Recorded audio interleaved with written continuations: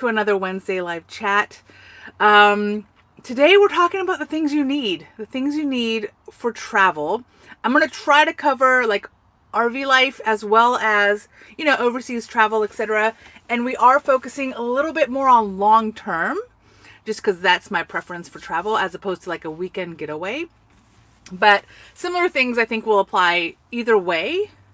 But just to be honest, we're focusing a little bit more on long term. So hello, welcome. My name is Anne. This is Priority Focused Life, where I try to show you my logic in how I prioritize my life. But the goal is for you to figure out what matters for yourself so that you know how to prioritize your life, right? Like the goal is not for you to copy me. The goal is for you to just understand maybe why you might prioritize one thing over another.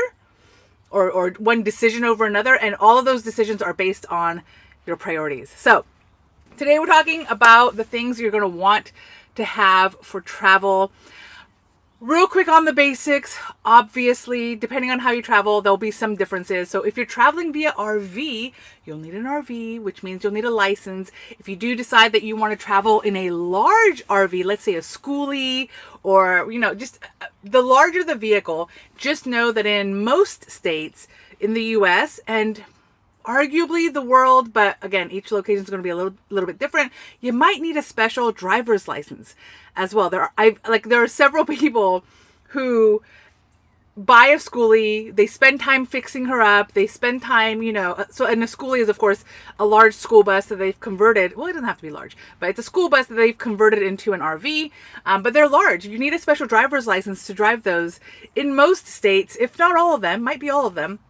And so taking a class on how to drive the vehicle so you have permission to drive it is partially important, right? So you want to just little things like that. Obviously, if you want to travel the world, if you want to leave the US and or whatever country you're in, you're going to need a passport. With the passport, something that at least for single moms or traveling with minors you might not think about is your child's if you're traveling with a minor, even if you're the parent, so single parent traveling with a minor, you're going to need special permission from the father / the other parent, just in case someone stops you. So generally, and again, each country is a little bit different, but generally it's just a legal document where they sign saying that you have permission to take their child to Mexico for 4 years or whatever it is. These are documents that may not ever be looked at, but it might be looked at. And so if anyone, the airport wants to check these documents, you want to have them in hand. They are not checked routinely, meaning there's not like 100% scenario where they have to check all the paperwork. They're really just going to check it when they have time / when they think there's something weird going on. Things that are weird that might not actually be weird are simple things like your kid might not look like you.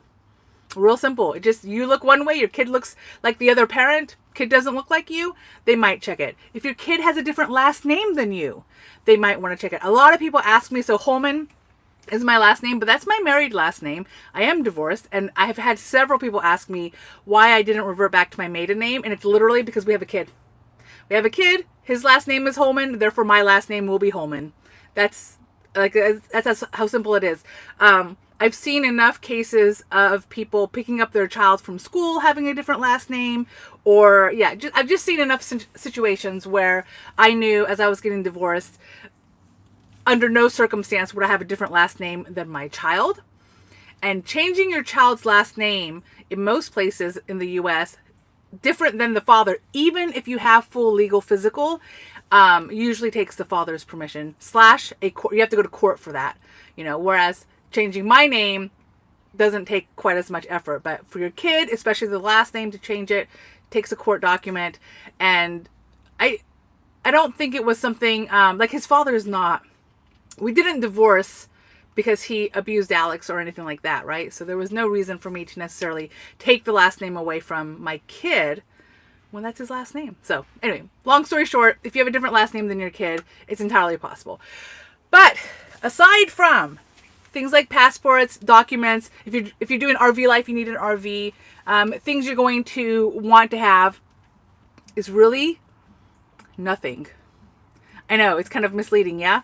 But I think one of the things that most people should do, especially if you haven't traveled very much in life, is to just travel with nothing, go to the places, do the things without all the baggage, without all the gadgets, without all the, bring what you think you need, like bring what you have in your house now, put it in a bag and take that with you. But I wouldn't go extra shopping. I wouldn't, especially if you've never traveled very much. Bring the things that you use daily in your life that you think you want to continue using while you're on vacation or a trip. Take that with you. Don't buy a bunch of gadgets, because gadgets are really personal. You know, the gadget that you love, I might like roll my eyes at and be like, that was a waste of money. That was a waste of time. And vice versa. If I give you a gadget, if I'm like, oh, you really need this, you might be like, why? Why can't I just do what I've always done with it? So I do think there's an overemphasis on you need to have this type of bag or this type of thing. You don't. You don't. Whatever you normally use in your daily life, especially if you think it'll be hard to get in the new location, maybe bring those with you. But for the most part, I say pack light, bring less. Winter travel might be a little harder because you're probably going to want to bring jackets and stuff. But as I am preparing this week for summertime travel, and I'm thinking about what I want to bring into the RV, do I want to buy, like my Amazon is always filled, always filled with RV related gadgets or travel related gadgets. And every time I'm about to start another travel date, I go through them. I run through it and I'm like, oh yeah, that was interesting. These are things I might want to get. But never have I ever actually needed those things. Does that kind of make sense? And I say need, like not even wanted those things. I think the best way to figure out what you need is to go on the vacation, go on the travel. Again, I am leaning a little more towards long term. But when you move to Mexico, you will realize the things you need in Mexico that you maybe can't get in Mexico. Does that kind of make sense? Like you'll realize what you want. But a nice bonus is to not get the thing that everyone says, oh, you can't get this in Mexico, and just live like the locals do. You won't ever be a local, but just, the locals have babies. So the locals have a way to put diapers on their babies. Probably a different brand. And even if it's the same brand, probably a different style. But the locals eat food. So you can, all the snack food that you think you want, or all your favorite whatevers, find the local alternative, right? Like the joy of travel is to see how other people live, to see the beauty, one, because lots of places are just beautiful even without the people necessarily, but all the things you need, the people there also have it, or you actually don't need it and you don't realize it, right? I always talk about how travel is really just a form of rehab. It takes you away from your normal everyday. It takes you away from what you're used to, from your habits, and it allows you to live a different life. It allows you to stretch yourself. It allows you to mature and just like all the things. And so bringing a million gadgets with you might be fun. Actually, it probably will be fun. But I would say if you don't already use it, if you don't already have it, you should not go out there and get a special gadget just for travel. The only things you need for travel is, again, depending on where you're going, passports, a vehicle of some sort. Hey, no. Good morning. Good morning. Sorry. How are you? Doing good. Can I come in? Yes. Sorry about that. I have the dog with me, which I didn't mention.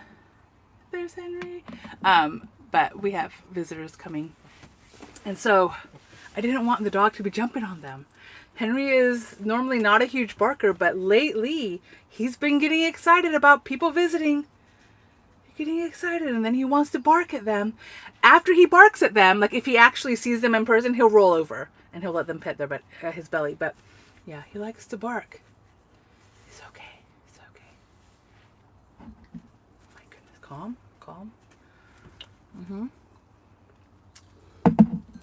So yeah, aside from necessities like passports, I would recommend not getting anything new. Legitimately, just don't do it. Don't get a travel mug. Don't get a whatever. Just don't. And then go on the travel. Figure things out. So that's another cool part, honestly, is just figuring out how to travel, figuring out how to get the things locally. If you come with all of your things, you will not learn as much of the local scenario as you could. Does that kind of make sense? So, very just upfront, I think you shouldn't buy anything new, anything that you don't already use. If you don't have a backpack, you don't have a suitcase, you don't have literally any bag, okay, maybe do that. But I wouldn't get something super expensive. I wouldn't get something super fancy. I would just get something that fits what you think you're going to bring. And if it doesn't fit, don't get another bag. Just that. Anyway, that's how I lean, is not over purchasing, not over getting things, not over analyzing your travels, and just going with the basics. Going with the basics, right? Not over purchasing. So I'm super curious if you guys have gadgets that you are like, no, there's no way I would travel without this ever. I would never travel without this. I cannot think of one thing. Like, I have things obviously that I travel with.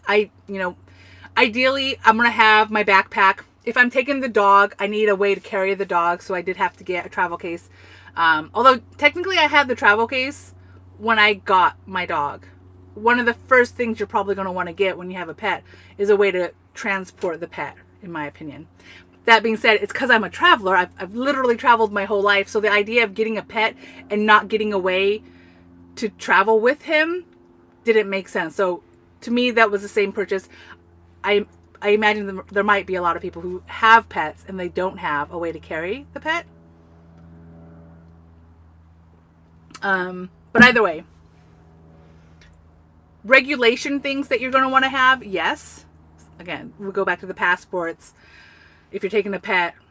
But purchasing gadgets to make life easier on your trip, if you're going long term, if you're going there for a month, if you're going there for 3 months, if you're going there for a while, I think it's really the best to figure out what the local population has for you. And if the local population, this is a little bit me on my high horse, if the local population really does not have the things you need to be there, to sustain life there, then it's probably the type of travel maybe you shouldn't be doing. That's meaning, let's say I wanted to go backpacking through the Amazon, for example, and I've never done this, but just as an example, I imagine that I will not be comfortable and that there might be a lot of things I would want to have with me to make things comfortable for this Amazon trip. But I think at a certain point, there becomes this this meter of, if you really need that many things to be comfortable in the Amazon, maybe you shouldn't be in the Amazon, right? Maybe you should be in a different location. Maybe you should ponder where else to travel. If the local population literally can't provide the things you need to sustain life there, maybe you shouldn't be there, right? Again, this is something I'm willing to have a discussion on if there's, depending on what you're thinking of. But, as we travel, sometimes we want, so maybe you need the internet to work. You need good internet to do your job. Then there are certain places you're not going to go. You're probably not going to go to the Amazon forest for months and months at a time. I'm sure the Amazon forest is huge, by the way. So there's probably parts of it where you do have internet, but just right, jungle area, you're probably not going to go there for very long if you need internet. Hey, Cindy, welcome. Does that make sense? So if you're going someplace that's so uncomfortable for you, I would question why you're going there. If you need bags and bags and bags and bags, right, suitcases upon suitcases to go someplace, part of me wonders, Are you going there to experience that location, or are you taking your house with you? If you're going to take your house with you, then I think RV life might be the way to go. But again, there's only certain places I can go in RV life with all the things, right? So because I'm physically in the US, I'm not going to Hawaii with my RV. I'm going to take a plane. Like, it's just budget friendly that way. There are people, by the way, who I know people who go to Europe and they bring their RV with them. So that is a thing. I don't think that's necessarily a bad thing.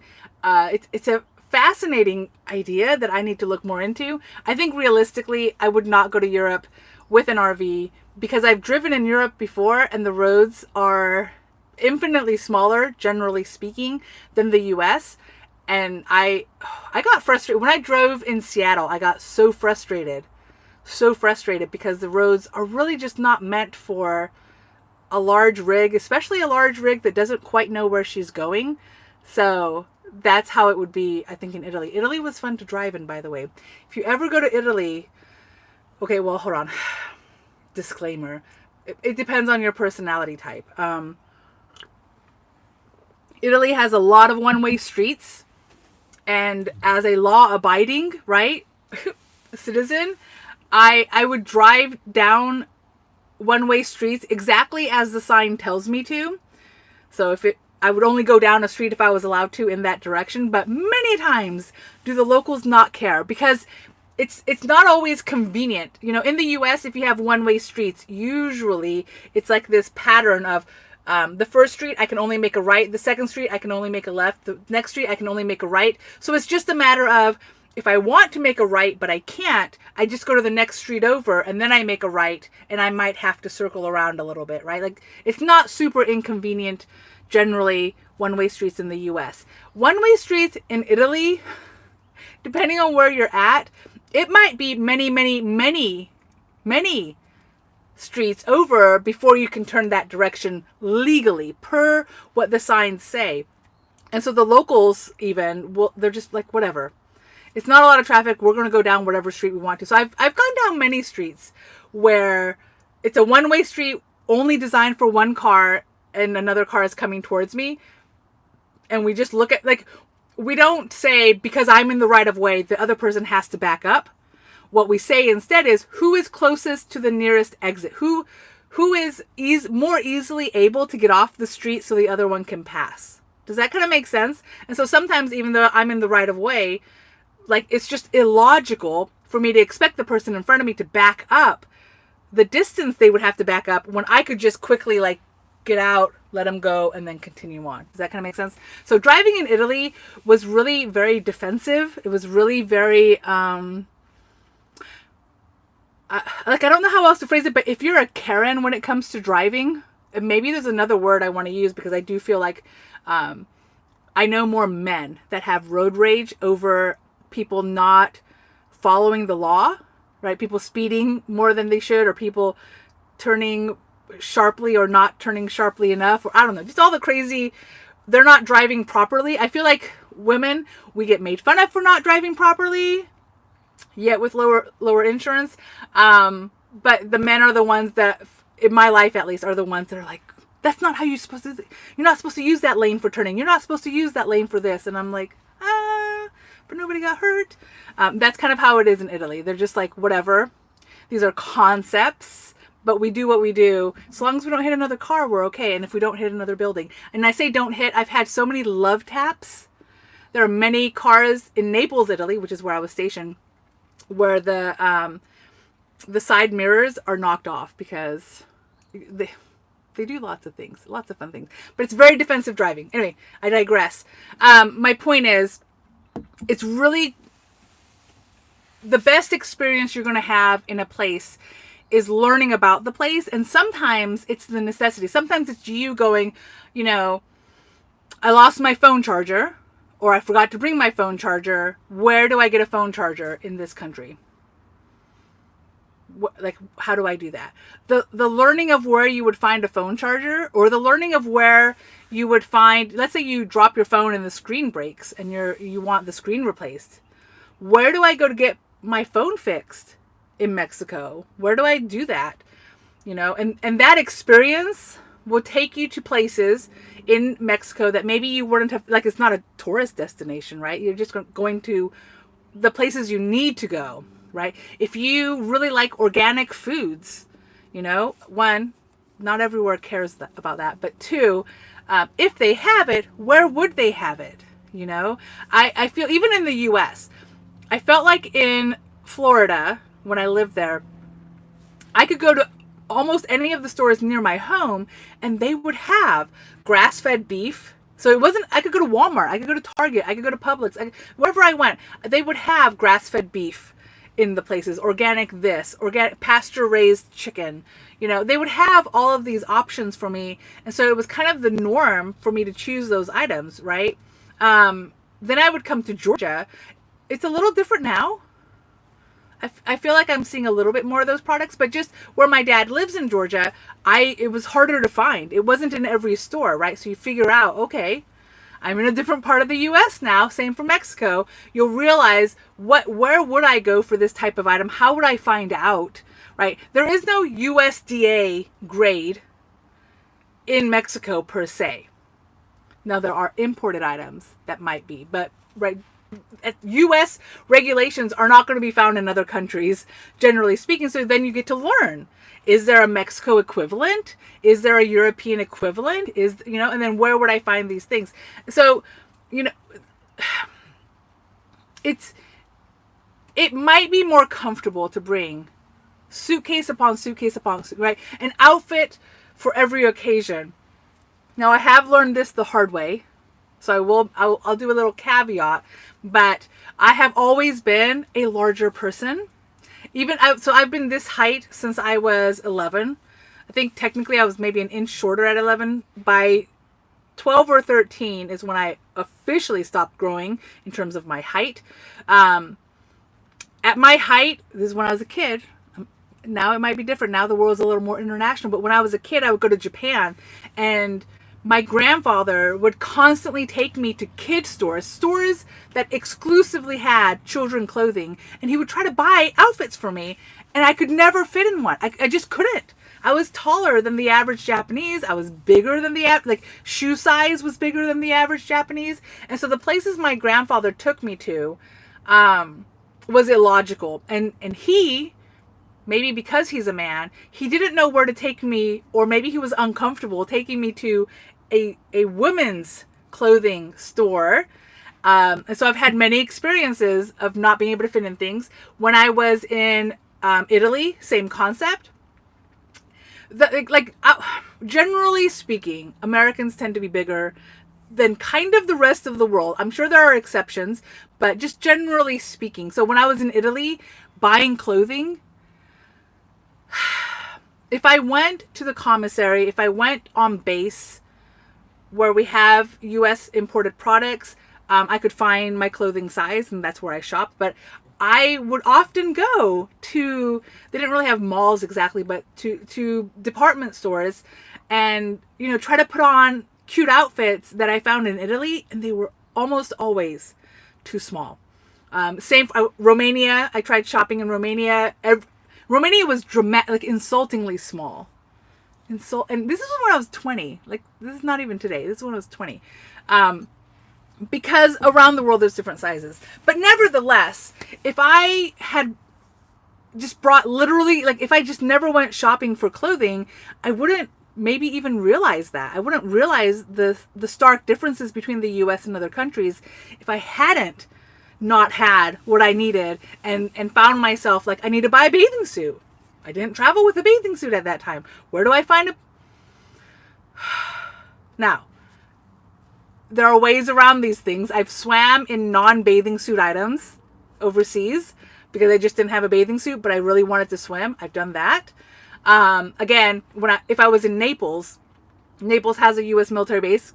I was stationed there, so we did have a PX, commissary, all the necks. So I could buy the things I needed to buy there. And we would, in the summertime, have bathing suits. So that was fine. But if I was traveling to Spain, if I was traveling to other places, if I didn't bring it with me, they didn't have it. And while there's a level of, darn, I wish I brought it, there's also I learned about these other countries because I didn't have it. I learned, that there's a belief. I think there's a belief system amongst a lot of topics where people, on one hand, we know that every country is a little bit different, and we know that every culture is a little bit different, but we also know every culture they've got bathing suits. Most 99%, let's say, maybe there's a rare exception, but everyone has bathing suits. Everyone has a way to baby food or a way to feed their babies. Everyone has, like, we're the same, but we are different. The problem is we don't know what those differences are. And I say it's a problem. It's not a problem, but we get to learn it by trying it in the new locations. And so if you bring everything, you won't know. You won't, like, it won't, you won't look for it. Therefore you won't know. So I just, go into a pharmacy. Everywhere we go, my son has an allergy, so I will always look for a pharmacy. Mexico has a billion of them, it seems like. And you find the meds you need, you figure out what the locals call it, and you also get to see how different pharmacies are in other countries compared to the US. In the US, we have CVS, we have Walgreens. I'm trying to think of any pharmacy that is a standalone pharmacy, right? Because I can go to Walmart for pharmacy. I can go to, Target. I can go to a lot of places where they have a pharmacy department. So in that same store, I can buy pharmaceutical items, but I can also buy, beverages and groceries and buy an outfit. I can do all the things. If I go to a Walgreens, if I go to a CVS, these are pharmacies. Like more than half, I don't know, arguably the entire store is really just a convenience store. And then in the back of a pharmacy, in the back, behind all these retail items, then you have the pharmacy, right? Like that's the US. Our pharmacies have everything. Europe, not as much. Italy in particular wasn't like that. And again, Mexico in particular. When you go to a pharmacy, you find pharmacy items. You might find, let's say, Kleenex. Sometimes they'll have little packets of Kleenex. They might have hygiene items, I feel like. But they don't have a full-on, like, Snicker bars and outfits and... No. They pretty much just have medicine or medical-related items. And actually... they don't have all the medical related items. So I can go to a CVS and get, in addition to, let's say, my medication, I can get a sling if I broke my arm, or I can get crutches, or I can get a walker to help me if my leg, like, I can get kind of a wide range of things to help me if I'm sick. Mexico in particular, most recently, they have pharmacies, but they have a separate store, and I can't think what they called it, that has all the contraptions. So all the crutches and the wheelchairs and the medical things that you want that is not a medication, right? At a pharmacy, you have services provided by a pharmacist.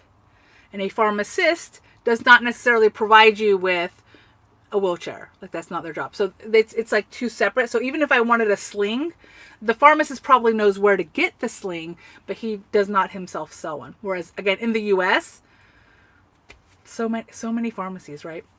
So many places have all the things. And you get to learn that. You get to learn that by going to another country and not having the things you think you need, right? I'm a huge fan of Apple because I feel like wherever I go, especially, we'll say in recent history, I can find an Apple charger, and it's a little harder, not dramatically harder, but a little harder to find like a Samsung charger or like all those things. Although I guess now, are they all lightning? I don't know. My point is, I've traveled without Apple products back in the day, and I would be really frustrated because Apple seemed to be everywhere, and I didn't have an Apple, and therefore your Apple charger did not help me. So in recent history, I've only had Apple products, so I can find all the Apple things wherever I go. What are some other examples of things? What are some things you think you need to bring to another country because you think that country won't have it? because maybe we can talk about those things. Travel is fun because you don't have your normal things. That's why travel is fun. Travel is fun. I went to Graceland. I went to Graceland when I was pregnant. And when I was pregnant, I predominantly ate like watermelons and fruit and watery. So I wanted like a salad, like a crisp salad. Apparently Elvis only likes or greatly enjoyed peanut butter and banana sandwiches and fried foods. So in Graceland and even nearby restaurants, I felt like this is 13 years ago. I couldn't find an apple. I could find lettuce. I would go to restaurants where they had hamburgers. So they had lettuce, but they didn't have a salad. So I'm like, can I buy a bowl of lettuce and some tomatoes? And they're like, we don't even know what to charge you for that, sweetheart, because that's like, yes, we have lettuce and yes, we have tomatoes because we put them on our hamburgers, but we don't know what to charge you for a bowl of lettuce and tomatoes. What? So I had a love-hate relationship with Graceland.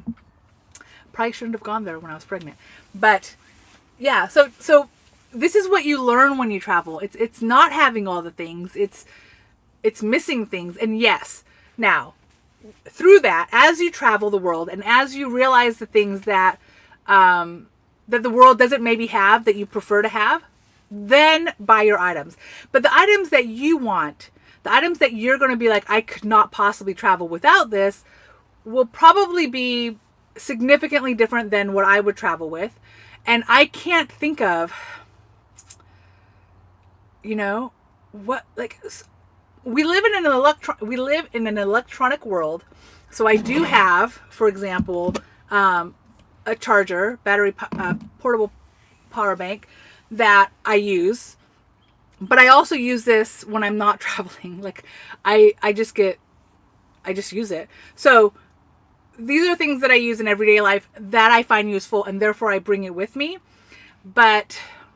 And I always carry a crossover bag because I find that that's the easiest bag for me. Some people like fanny packs. Some people only bring a backpack. Some people have a purse, a legit regular purse.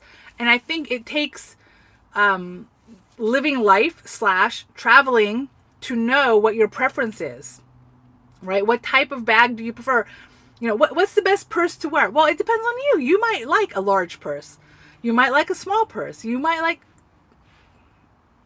right? You got to do you. So the idea, while I find it interesting on occasion to see other people's like must have or best gifts to give a traveler, or I would never RV without this, I watch those and I find them interesting.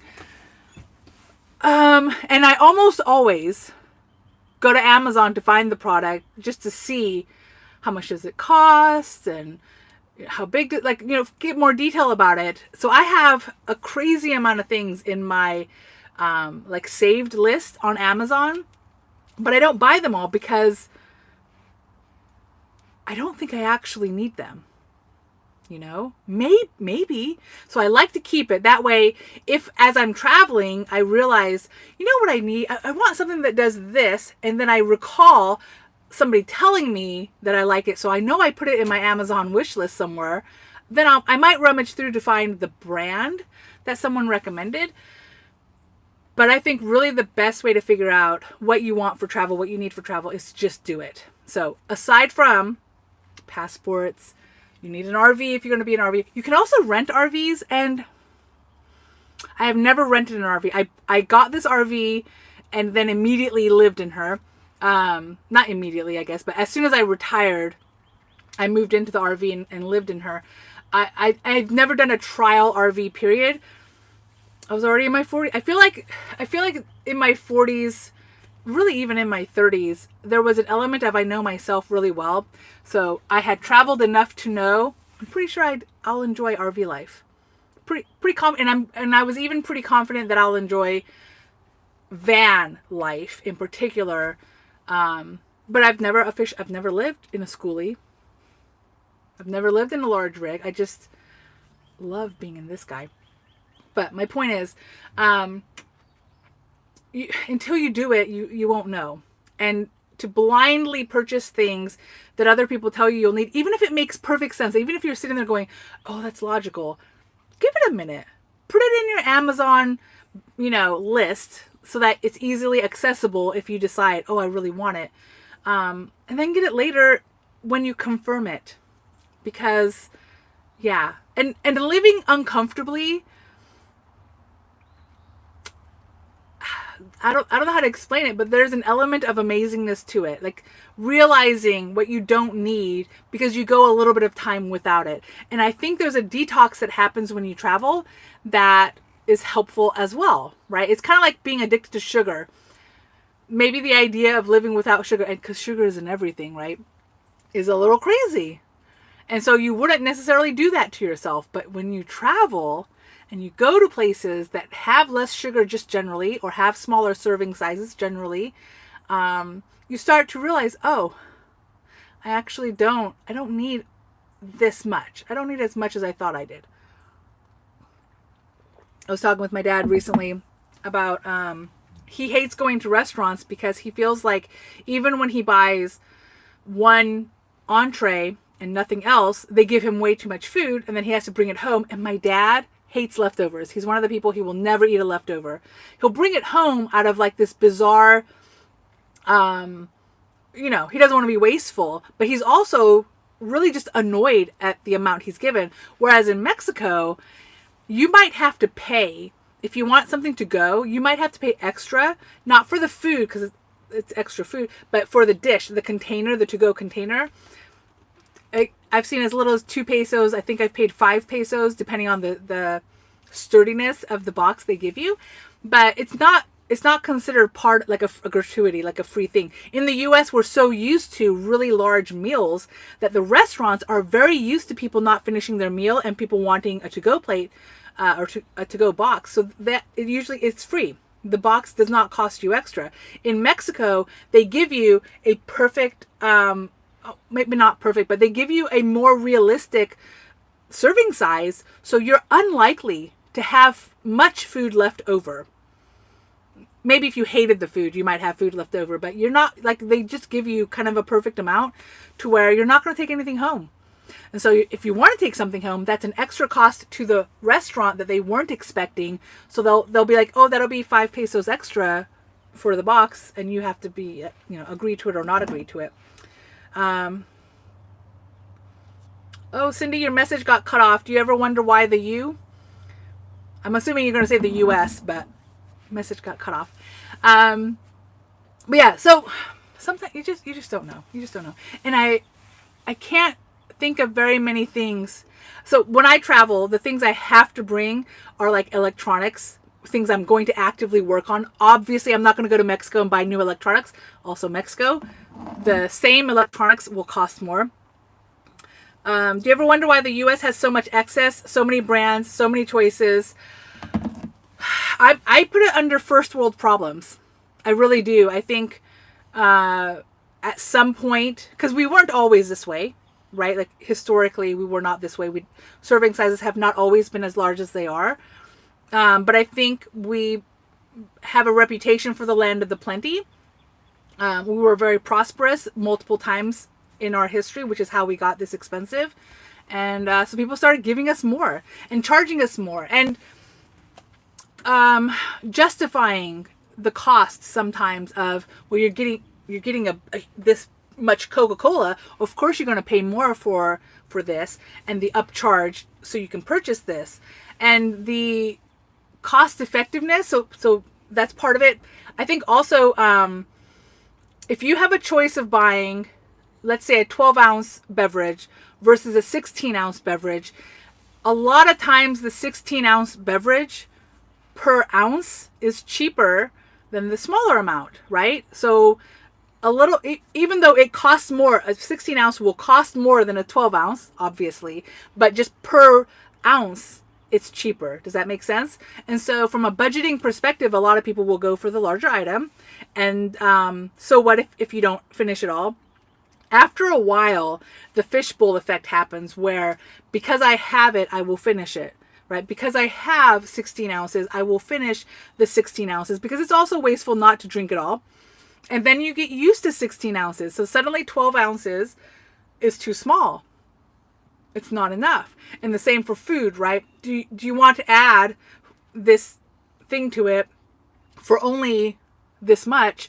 And so in your brain, you're kind of like, well, yeah, I mean, cost effective wise, it makes sense that you're going to give me double the food, but not double the price. Hell yeah, we'll go for it. And I think after a while, you just get used to it. You get used to finishing your plate. You get used to not being wasteful. And then you also get overweight. So there's a lot of things tying in with it. But yeah, we're the land of plenty and we have way too much. And when businesses, because I do think some businesses do try to reduce their portion size, they get criticized for it. And so the only businesses that I see reducing their size are really expensive places. The average place is not going to reduce their size. They're more likely to increase it, I think. But a very fancy, very expensive experience location, if you will, they are the ones that will give you a filet mignon, right, with all the whatever. But it's very small compared to what you might get at Outback Steakhouse or at other places. The serving size is much smaller, but also much healthier. When you hear people complain that someone who is less wealthy has trouble eating healthy, this is part of the reason. It's part of the reason because from a budget perspective, you want to get more for your buck. But if you don't know how to budget your appetite, if that makes sense, you'll overeat. And then you'll get in the habit of overeating and such. Same for adding sugar, etc. to the food. Yeah. So I don't know that it necessarily started maliciously per se, right? But we're at a part of the cycle now where I think it's distinctly hurting us, and we've been here for a while where we need to figure out what to do to stop that. But that's definitely not my expertise area. But as Americans, we see it, especially as Americans travel. We go to other countries and we're like, what? This is a large? And you're like, but this is like a regular size coffee. Why would that be a large? And it's because we don't understand large anymore. Everything's jumbo. Even if it's not called jumbo anymore, everything's jumbo. Getting back to clothing size in other countries, a lot of places, so in the US, at least for women's sizes, men's sizes tend to be a measured size. So like when you buy pants for men, adult men, I don't know, kids are always weird, but for adult men, it lets you know like the size of the waist, and it lets you know the size of the length of the leg for pants. Whereas in women's, it's always like it's a size 6, it's a size 12, it's a size 20. But those numbers don't correlate that I'm aware of to anything in particular. It's just like a random number. And so at different brands, I'm going to be a different size because one brand does not necessarily correlate with another brand. We have things like extra large. Well, now we're talking their perception sizes. You go to Italy and even Mexico, a lot of things are sized by how much fabric we're looking at, basically. Your actual size, centimeters, etc. So it's not like a opinion question. And I think maybe when you hear a number and it's associated with inches, let's say, it gives you a better perception of, oh, I'm really gaining weight, or I'm really changing. Whereas in the US, I'm so used to my pant size changing based on the brand that if I end up with a larger pant size, I'm like, well, it's a different brand. It's not necessarily that I've gotten bigger. It could be that it's a different brand.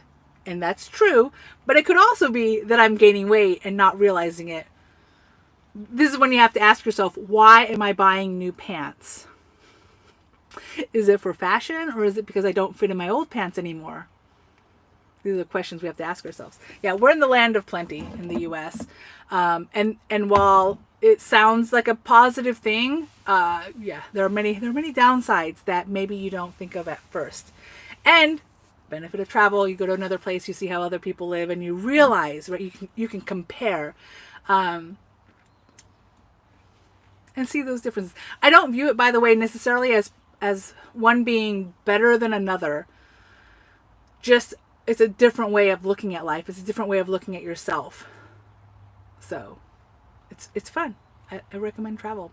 And even in the U.S. This is why I was kind of excited to come back to the U.S. Unfortunately, my son does not want to full-time travel.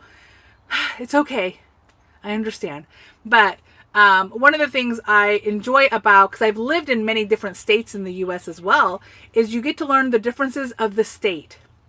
You know, I traveled a lot as a kid, so I can tell you my opinion, at least at the time, might be different now.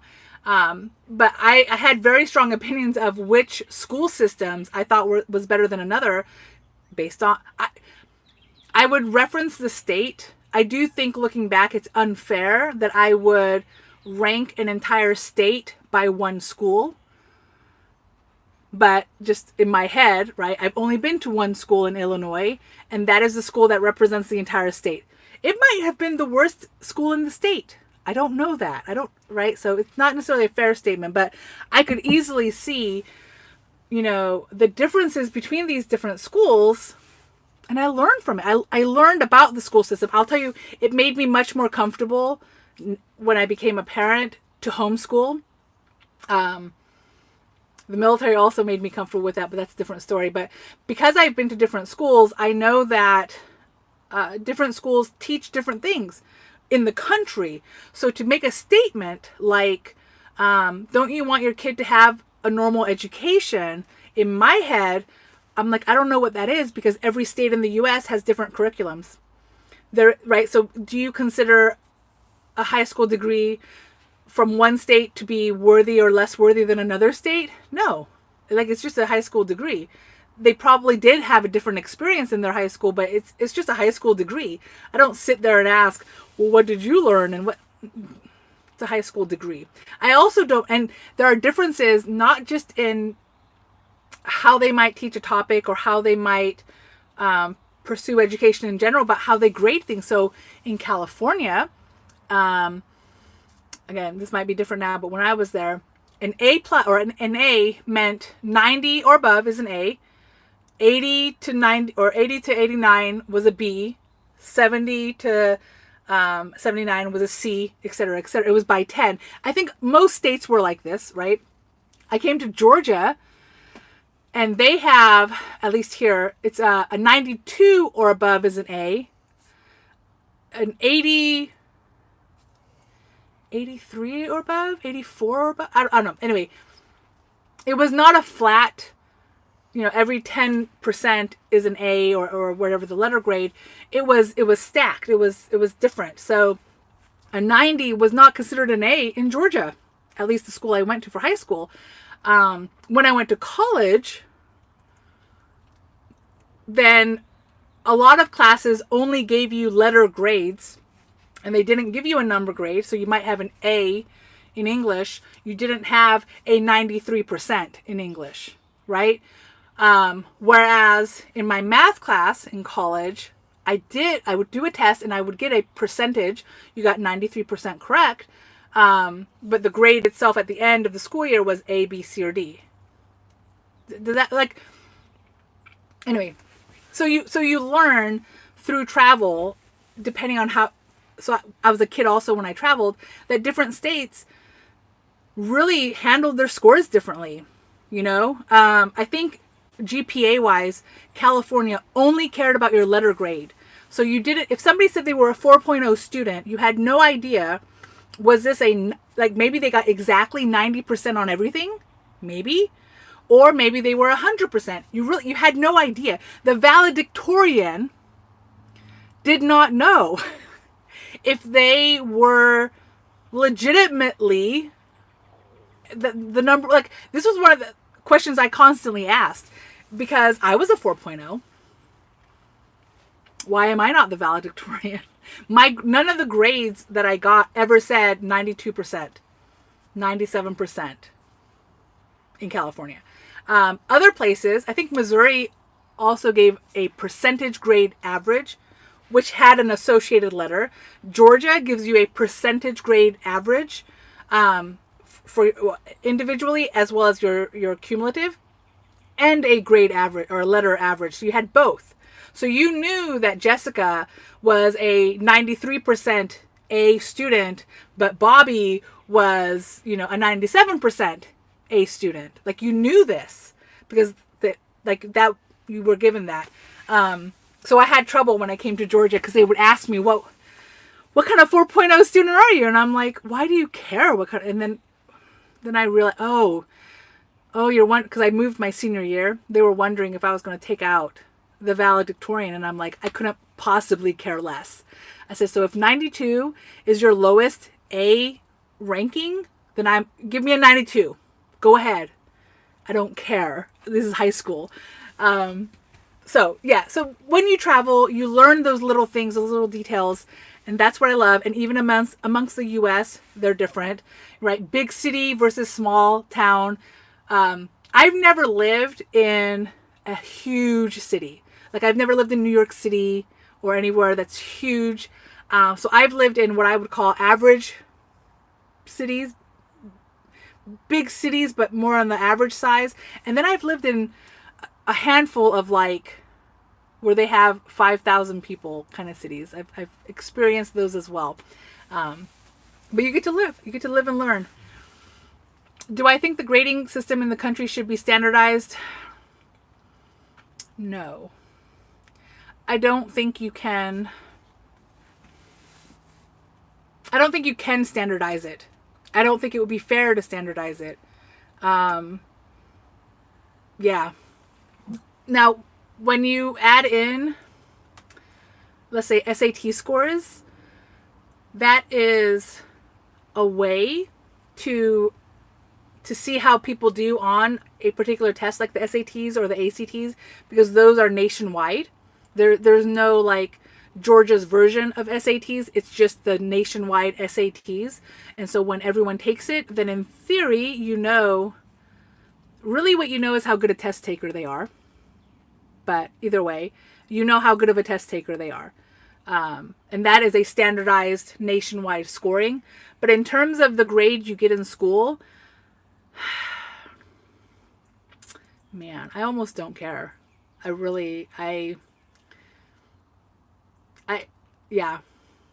don't. And part of it is because I know when I would get my 4.0, right? I told my dad this when I was going into college. I'm like, it's really not about whether I know the subject or not. If you want to be a 4.0 student, if that is your goal, right? Which is different than if you want to be really good at all the grades. Like, if you want to truly understand math, science, history, etc., that is a different goal than if you want to be a 4.0 student. So I wanted to learn what I wanted to learn. So I didn't care if I was an expert in all the subjects. That was not important to me. But I understood if I didn't have a 4.0 average, it reduced the likelihood of my being able to get scholarships. So I associated getting a 4.0 in high school as mandatory because my family could not afford to send me to college. So I had to have a 4.0 so I could go to college. Like, that was my thought. So I learned very quickly, it wasn't about being an expert in the actual topics. And in fact, if you're an expert in science or biology, let's say, you might do worse on a test because you're an expert, because the tests are not written for you to be an expert in. So I learned very quickly that to do well on a test, I needed to understand the teacher. What did the teacher think was important? How does the teacher like to do these things? I needed to understand the teacher. When I moved to California, which was the middle of the 8th grade or towards the end of 8th grade. So I did the math test, and I forget how she phrased it, but she wanted you to write it out.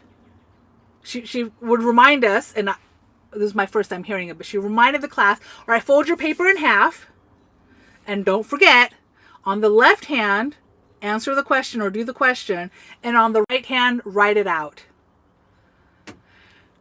This woman was not very personable because I tried talking to her my first day of meeting her. It didn't work out. Like before class, talking to her. I don't know if she was in a bad mood, but either way. So I interpreted what she said really, like looking back, I was so wrong in my interpretation, but I'd never seen a teacher do this on a test before. So on the left-hand side, I did my normal math. This was, I don't even know what, was it trig? I don't, anyway. So we had equations. So I wrote the equation out, rewrote the equation, and then I did the equation with the answer, and then I did it for all the questions. Well, on the right-hand side, I didn't know what the hell is write it out. I'm in a math class. So I interpreted it as, well, first, I multiplied everything in the first parentheses, and then I added that to the other number that's also in the parentheses. Like I was like, what do I? So I wrote a paragraph, essentially like a mini paragraph, a bullet paragraph on the right hand side of my logic for how I did the equation on the left side. Oh my god!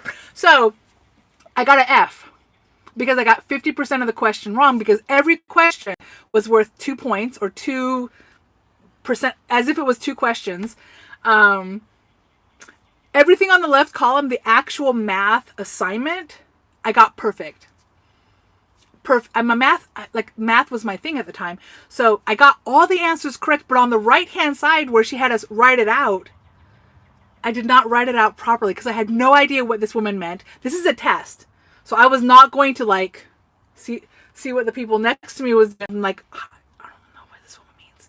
And this woman does not like talking to me. I've already tried asking her questions. So I got a 50%. What she meant by write it out was do it again. She just wanted me to do the exact same thing on the left side as the right side, and then see if the numbers matched. And then of course, if I got 2 different numbers, I did something wrong, I should do it again. That's what she meant. She wanted me to do double the work, literally. She's not a very efficient math teacher. Anyway, I got a 50%, and I remember looking at her like, understood. You're a unique personality type, but I understand how you want me to do this test. I deserved an A. I deserved 100% on this test. But getting an A is not, it's about the teacher. And I think it should be about the teacher. Like, I think because I went to different schools and I met teachers like this, I learned a little bit of how to read people, and I learned a little bit of how to understand the psyche of a teacher. This teacher hated me day one. She assumed that I was an idiot. This happens a lot, by the way. Teachers, if you tell them that a new student comes from a particular state, if they don't like that state, they'll assume you're an idiot. That's a thing that happens. So it happened to me a couple of times, and so that's what she did. She found out where I was from. I'd only been in that state for 6 months. No, I think 9 months. I was in New Mexico for 9 months, and then we transferred to California. So, but I'm not going to give her up my whole history. So where are you from? Oh, I just came from New Mexico. She didn't like New Mexico for whatever reason. So I was an idiot. And so she gave me an F, right? She gave me a 50% on this quiz, even though I got all the answers correct, technically. But once I learned her system, once I learned how this crazy woman thought, then I performed. I was like, oh, okay, now I understand. Then I became a 4.0 student again, as I arguably was the whole time. And she liked me. She was like, oh, you're chatting with me. She's chatting with me like we're best friends. And I'm thinking to myself, we're only best friends because I'm one of your best students now. You think of me better because I'm a best student. Anyway, I could go, I have so many examples of this. So anyway, long story short, no, I don't think it should be standardized because I don't think you can. I don't think there are so many unfairnesses, if that makes sense, in the school systems. And they're not all, they're unfair, but there is no fair. You can't make it fair. It would be illogical to make it fair. When we're talking about millions of kids, you can't make it fair. You can only do your best effort. That's what we can get, your best effort. So, yeah. And it's kind of like when people ask me, shouldn't we be more like Mexico? Or shouldn't we be more like, Italy? Or if you ask people where the best places to live in the world are, people have answers for that. And they'll be like, oh, the Norway has this, and I think that would be the best way, or this country. And while I don't necessarily disagree that a particular country does or does not do a good job at something, whatever the something is, healthcare maybe, you can't just copy what one place does amazingly and stick it in another country, because every country is different on multiple levels, right? Language is different. How they perceive the world is different. How they you can't. I think part of travel includes making fun of your own country, making fun of other countries. People get offended by this, and I understand because we're making fun, but it's just laughing. You have to laugh at how different countries do things and how the U.S. does things. And the idea of we're just going to copy another country it's just not how it works. We can, individually, companies can certainly test out things that have worked well in another location. You can test it out here and see if it works, or vice versa, see if it works. But, hey John, welcome. But yeah, the idea of copying another country and expecting the same result or expecting that it's going to work out, no. You couldn't possibly. And I feel the same way about standardizing schools in the U.S. The U.S. is only a little bit smaller than all of Europe. Italy is the size, I think I've said this in another video, is the size of, I think, Florida and Georgia combined.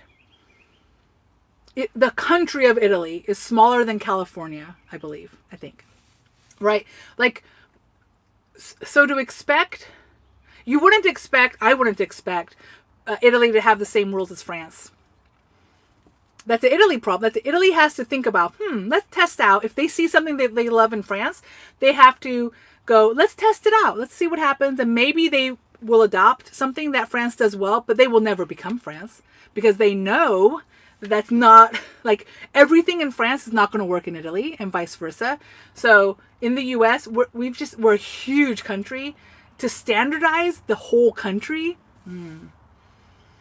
sometimes I think we're overdoing it, standardizing a state. Sometimes, I really feel like there should be some flexibility. But yeah, standardizing the whole country, no. It's an hour always passes so quickly here, but we're at the hour mark. Thank you guys for joining. And this was we started off talking about one thing, then I went off on a tangent. I apologize, but also I enjoyed it. So please feel free anytime I'm talking about something to just let's follow the tangents sometimes. That's the joy, I think, of these lives. So thank you for coming. I will see. So next week, actually, I will try to do a live next week, but next week, Wednesday, I will be physically traveling. So my intent, same time, is to be parked somewhere at, I don't know, Cracker Barrel, wherever, so that I can do the live video real quick and we can catch up. So next week will be unscripted again, so we can just catch up on what's happening, talk about whatever pops in our heads. Because I've just never done a live away from the house. So we'll see how the live works. I make no promises, but we will attempt to go on a live call, see what happens. So I'll see you guys next week. I hope you have a lovely week. And thank you so much for joining me.